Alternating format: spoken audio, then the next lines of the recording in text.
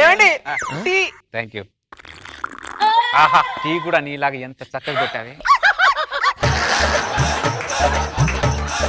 చేస్తావేంట్రా నువ్వు? ఏమే ఒకసారి ఇట్రా. ఆవిడ కూడా హ్యాపీగా వెళ్ళిపోతుంది. నేనెవరిని? మా ఆయన నీడవి. ఆహా ఆహా ఏం అండర్స్టాండింగ్ నీకు ఎంత క్లారిటీ ఉందో చూడరా. మన పెళ్ళానుకున్న క్లారిటీ నీకు ఎందుకు లేదురా సత్తిపండు? మన పిల్లం